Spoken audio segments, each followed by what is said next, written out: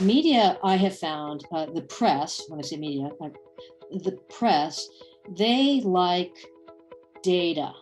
They like, they don't want to hear from like the CEO, not really. They want to hear from the customer and the customers, and they want to hear about like real data. It's based on facts, so that way they can make their own determinations and evaluate and come to their own conclusions more so than what's in a press release and according to the CEO and their quote.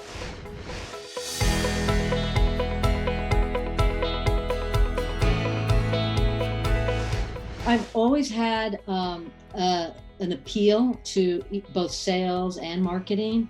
And so I thought, well, I know I would like either, but I ended up falling into the agency life. And I actually really loved it because I like variety, and it's so you're not necessarily married to a particular company, so that you can see a range of how different companies and organizations attack a problem and look at really kind of building their brand and their visibility, and just getting lots of creative ideas from different people, and being able to measure the success of these various campaigns. And so I just really loved it. So and I'm still, it's just a perfect fit for the kind of individual I am in terms of my interest.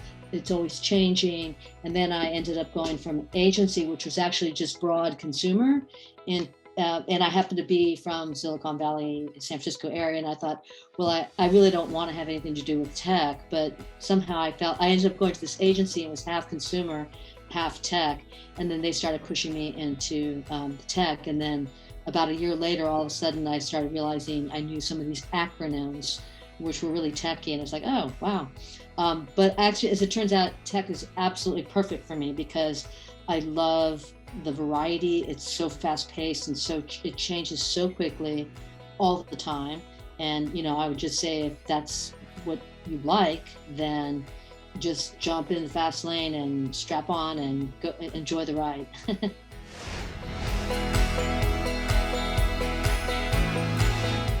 It must have been like around, I'm going to date myself, but 2005, where I was at a conference in LA and listening to all these fantastic people that were really doing some cutting edge things in marketing and in digital, basically digital marketing. And I was really hooked. So it was the likes of like Neil Patel and some other folks that were sharing what they did from, the website and from just the content. And it was really eye-opening because, from traditional PR, they didn't really take that approach in being, in just sort of looking at helping companies from so many different granular aspects of how you can help them make a difference in engaging with their customers and engaging with basically building their footprint. And with the digital marketing too, at the same time, it's so focused on data, and it's so focused on measurement. And every day, you have to be in there looking at how much you move the needle, and or if you move the needle at all. And then if not, then kind of figure out how to adjust and look at what other people are doing. I mean, it was very interesting, and I loved it because they were looking at nuanced things like, an email subject line, and looking at, how long the content should be in a piece, and what the metrics were about. For example, a lot of times in the PR world, publications will just say, oh, we want the article to be 1,000 words or 700 words to 1,000 words, or no more than 1,200 words. But if you looked at, like, for example, BuzzSumo, they do these annual reviews on, 2 to 3 million articles, and found that actually articles that are long form, really high quality, well researched, that are in the range of like 2,000 to 3,000 words, are actually much more successful and more widely shared than these short pieces that are under 1,000 words. So, that's just an example of something related to data and kind of how I started like deciding I really like these different tools that are available that, that PR and other marketing professionals could start adopting and using on a daily basis.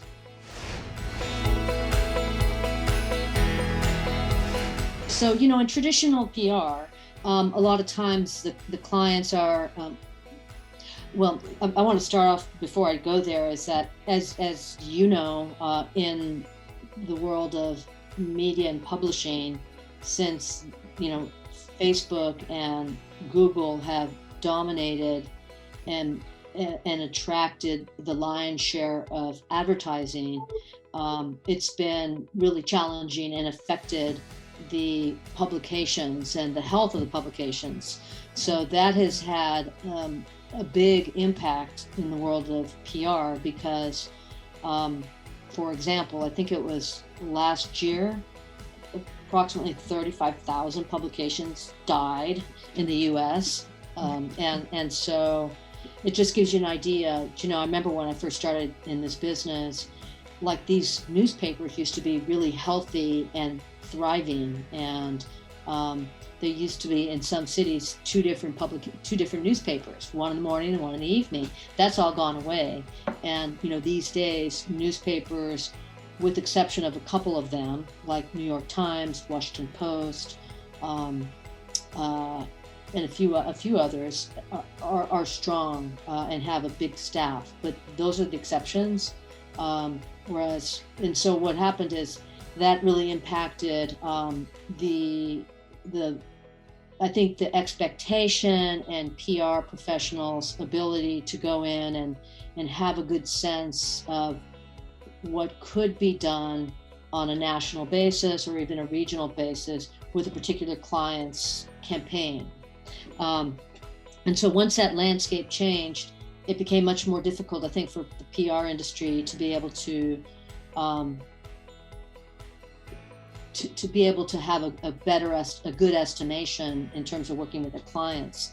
And so things started changing quite a bit. And so with the work that we do with our clients, what now is really important is also too with the advent of so many blogs and so many different places like Medium, where people can create a community, and Substack, and they can create audiences, right? And then you have YouTube, and you can create audiences, and then the podcast, right? It's just like it's such a different world now because there's so many different channels that are bona fide channels depending on where your client is and who you're targeting, right? That you really have to rethink your campaign and how you're going to roll it out and who you're going to target and how does the content look, and is it going to be audio, video, and print, and content marketing. And so it's gotten in some ways more complicated and certainly far more fragmented. What we've done is, so going back to where I think about like some of the clients we've worked with and some of where we've had successes, media, I have found, the press, when I say media, the press, they like data. They don't want to hear from like the CEO, not really. They want to hear from the customer and the customers, and they want to hear about like real data. It's based on facts, so that way they can make their own determinations and evaluate and come to their own conclusions more so than what's in a press release and according to the CEO and their quote, right? And so what we've tried to do is when we work with clients and we know that they actually have access to what I call kind of like an untapped gold mine of data, we encourage them to think outside of the box and say, look at how can we package up this data in a meaningful way that we can share with the market the insights that this data has. And so we've done this quite a bit with actually many companies that don't know necessarily how to go about package up their data. And so, we help them out. We are very much working closely with their marketing department. We help them think about, so we do quite a few data surveys and data reports. And those are really successful because if we can do them on a, I'm going to say a limited basis, because sometimes they work really well and the clients get a little bit, I'm going to say, they just get a little bit overexcited and they want to do these surveys or reports all the time. And it's like, no, you really need to have some level of constraint in when you do them. So that way the reporters don't feel like, it's one thing if you have a consumer price index coming out every month, right? But it needs to be authentic and it needs to make sense. And sometimes that data needs to be built up over, say, a quarter or a half a year or what have you. And so we have found that we know that the media, the press really like data. And so if we can work with our clients carefully in coming up and putting together really good data analysis, data reports, and then announcements around that, and then we roll that out, we found that just like on a general traditional PR basis, that can be very successful for a company. And so we've been able to do that where, we're getting literally dozens to, 50 articles on 50 good articles on a report like that. If the report's done well, it's not out of the realm for some of our clients. And then what we started to do too is a couple years back, we decided to, because remember I told you like the publications were starting to not be as healthy and there were so many more publications coming to market. We have always been mindful about if we're going to have our client put together, for example, a thought leadership piece, and they're going to put a lot of time and effort into, drafting that up, right? We want to make sure that we're going to provide them counsel on the content. We're going to work with the editor to make sure that they like the idea and they give us some kind of boundaries of what they don't want to see and what they do want to see, and then we work with our client, right? But at the same time, all that effort, right, we want to make sure it pays off. So from a long time ago, we started measuring the health of the publication, the traffic. Where is it, where is that traffic coming from? Is it, where is the client base? Is the client based in the US? So clearly they want, or for example, the client could be based in Berlin, but they're trying to build a visibility in the US. So whatever publications we're going to, we want to make sure, publications and news sites, we want to make sure that the audience is, in this case, US based. But, there's tools that will show you, the percentage of, first of all, how healthy the traffic is by number of people coming on a daily basis, on a monthly basis, how that traffic for that news outlet ranks in the greater scheme of things, in the entire, for example, if you were to think about the top 100 publications and news outlets in the United States, there's a lot. And so the ones that have the highest traffic, they usually have, for example, Yahoo, right? It's going to have a big, Yahoo News is going to have a big volume of traffic going to it. And so if there's another publication or news outlet that is not that well known, or, we think it's good, but then we take a look at the traffic, it's like, hey, wait a minute, this is barely in the 100, top 100, or it's like, it's not even it's not even registering, right? We want to be mindful about the outlets that we're recommending to our clients and that we're also going to, that they're healthy, that they have the right traffic, that they have significant traffic, and it's going to be worthwhile investing resources in targeting that publication. So from the get-go, we've always measured the traffic as well as how that traffic's broken up in terms of regionally, nationally, and so on and so forth, geographically, right? Yeah. That's just one example.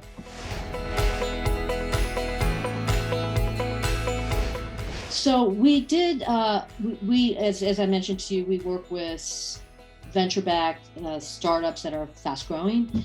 Typically, when we work with them, they might be, that's typically our sweet spot, by the way. So they might be 5 people, but we will help them grow to 200 or 300. And then, a lot of times they get acquired at that point, typically is what we've seen. But most recently, we have a client that needed to launch. Well, they always have to come to the market and launch, right? So they had a funding announcement, and they had, they were getting ready to introduce their new app. And so it was aimed at consumers. And what we did was, typically in this case, because it's so competitive in the United States to launch a company, a lot of times we would bundle that up. But what we decided to do, when I say bundle that up, bundle both of those announcements to make it really strong when we approach publications and reporters, that they would more than likely say yes, because they're always interested in a new company doing something cool. And in this case, it was an AI-based app for consumers to help them with their finances, okay?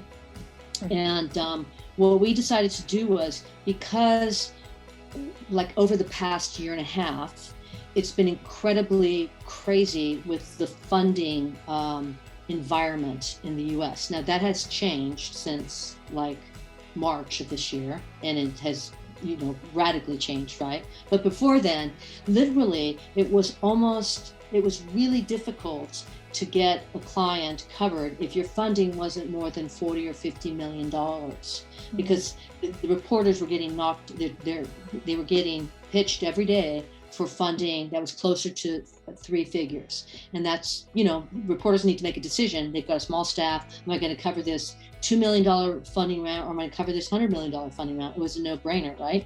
Yeah. And so that's how competitive it was. And we knew that if we just went out there before in the funding announcement, you could get a $2 million or less funding announcement covered, right? So what we did was, rather than bundling them up, both announcements, to make it strong, to make them say, yes, we'll cover that, we ended up specifically breaking them apart, and we went with the funding announcement, which we knew was going to be difficult because it was less than 10 million, okay? It was more than 5, but less than 10. It was the high, just under 10, right? And we actually, again, with a funding announcement, usually it takes about at least 4 weeks to plan from start to finish to do a good job on that funding announcement, okay? So we told the client, we need to get started right away as soon as possible. And we ended up reaching out to reporters almost 7 weeks in advance, almost 2 months in advance, because we knew we were going to get a lot of no's, right?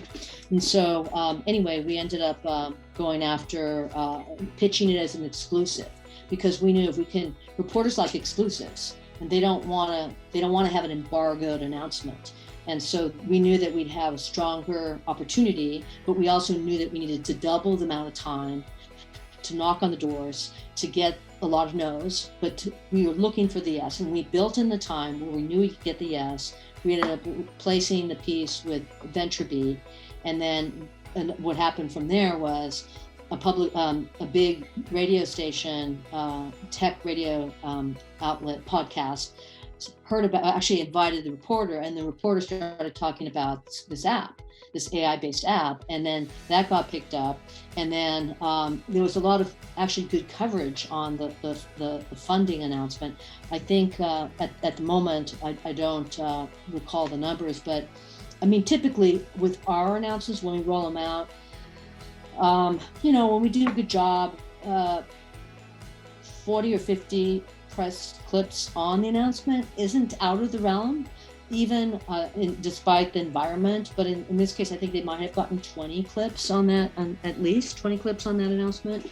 And for us, what we do is we don't just look at clips, we actually look at the publications, we look at the traffic, we look at how they covered the publication. We look at many different aspects of the coverage on that.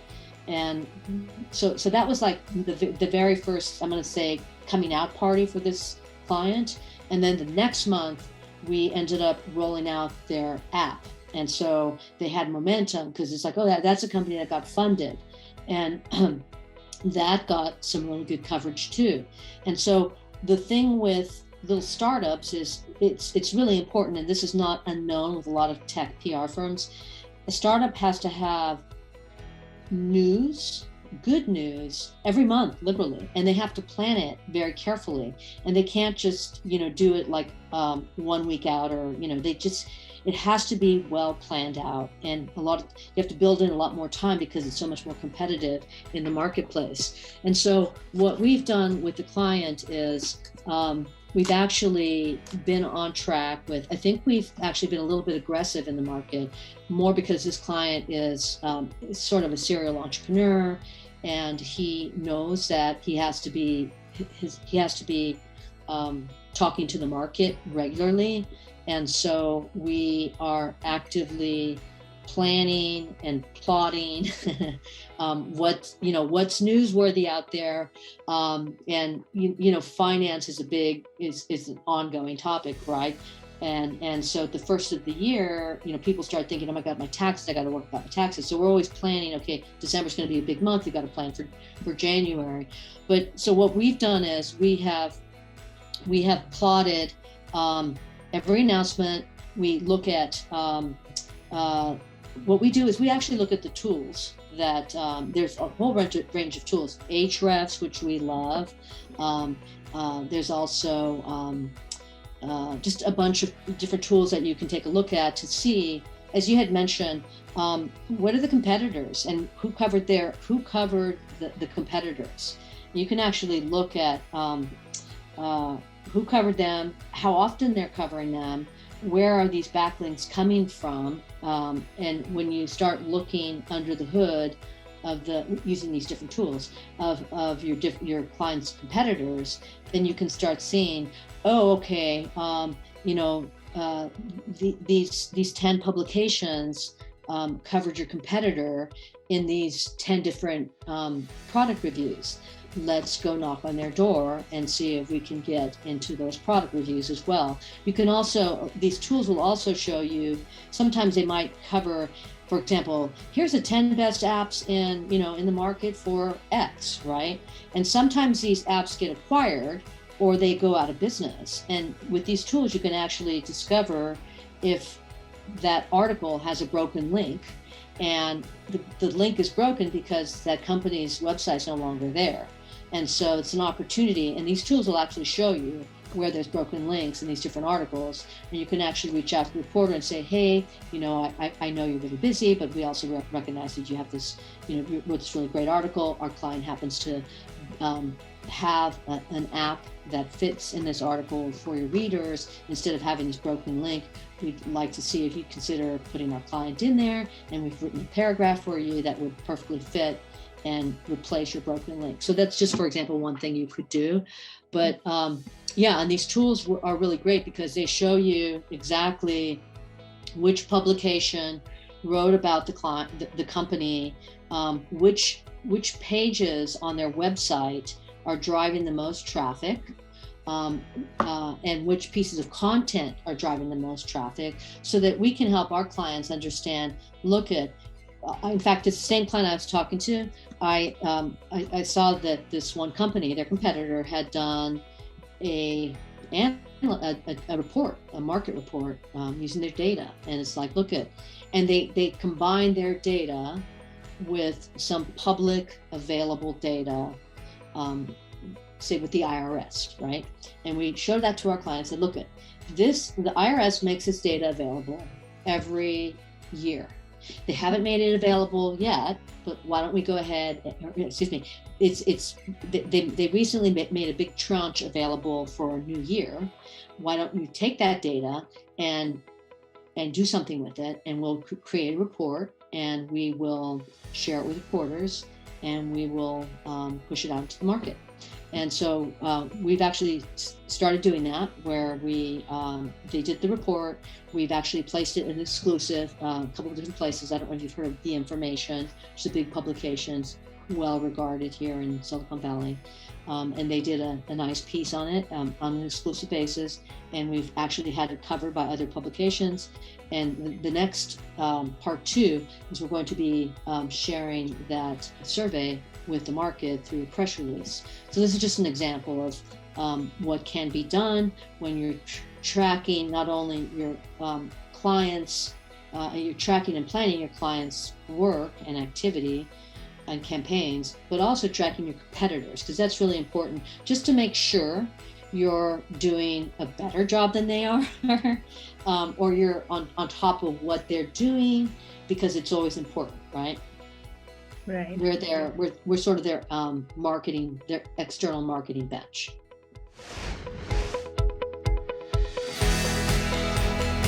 Well, for example, what we do is, because we're working a lot with clients in content.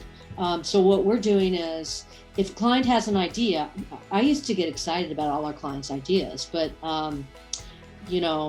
it's one thing that, you're like, wow, that sounds really interesting, but you really need to measure it. So we always start with Google Trends and say, okay, well, how big is it? How interesting is this? Is this trending or not, right? So we measure it we take Google Trends, we check it out, we measure different things, like, for example, the Great Resignation, the future of work. How does that compare? Is it rising? Is it flat? Is it like a flat line? And if it is, then we're going to tell the client, look, we don't think that, that rodeo has passed, right? So we need to think about something else. For example, and I'm just making that up here, but it's really important that we measure Google Trends, and then we also, there's different tools you can use that like SEMrush and Ahrefs will allow you to go in and you can put in, like in the content, the idea of 4-day work week, right? And it's like, well, what's going on there, right? And you can see if it's trending, how many articles have been written about it, and you actually might have a good opportunity to see, okay, Google Trends says it's trending, and there haven't been a lot of articles written about it. Maybe I should jump in and evaluate and start talking about this before everybody else does, right? And so that's really important to do. And also what we do is, for example, on a topic, you can use either of those tools, and it will show you how many authors have written on that publication and how much it has been, like, who's done really well in terms of the authors, who are they with? They're typically these reporters, right? And importantly, how much has it been shared within the social media channels, right? And you can see. What I also do is I use BuzzSumo and take a look at, you can put that topic in there, right? You can put it in there and you can see how much is this like a really boring topic? Is it like getting a lot of traction? Because BuzzSumo will show you, this is how much this topic has been written about. And you can see, oh my gosh, it's been shared, 3,500 times or, 50,000 times. So you have a strong topic or idea or trend. And so it's really important to use these tools to go outside of your, wow, that's a really great idea, which, like I said, I get excited about all kinds of things, but it's not about me, it's about what the real data is showing.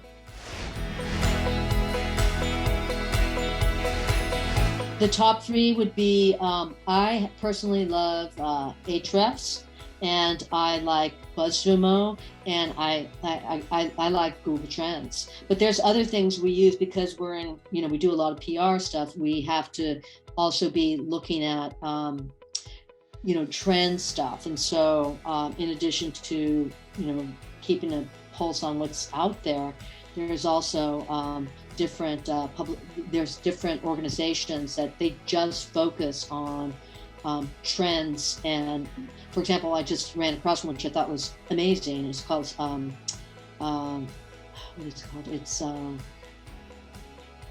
just a second. Just ran across it. I could send it to you later on. It's something like Cyrus 8 or something like that. And they do an amazing job. And then there's also TrendWorks, I think it's called, which they've been around, and they do spectacular work slicing and dicing different trends. across multiple topics.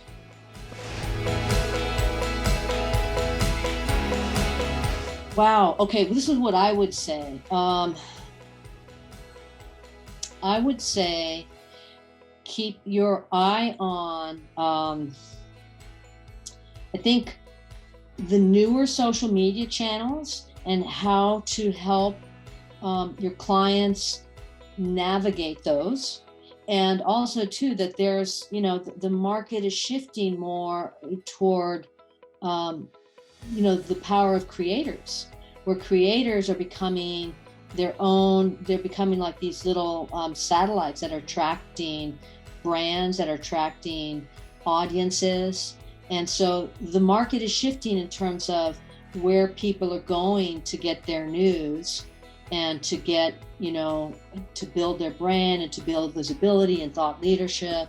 And so you need to break into some of those channels, TikTok, podcasts, YouTube, video. And if you can do those, I think that will really help startups, because those are really challenging, and they're all new. Well, not YouTube certainly isn't, but some of these are new, and trying to figure out how to grow a community, how to become somebody that can really navigate with creators, right? And it's such a growing kind of ecosystem. So I would say that's where the opportunity is, and certainly too with a lot of AI tools, because I haven't even talked about the AI tools, which thankfully for PR and marketing, those AI tools are going to be really helpful for a lot of the work that they're doing. It's very complementary to helping them with content, helping them, like I use AI tools for every email. Like, for example, there's AI tool that Boomerang will show you whether you're going to get a response on that email. I use a tool on the email subject line.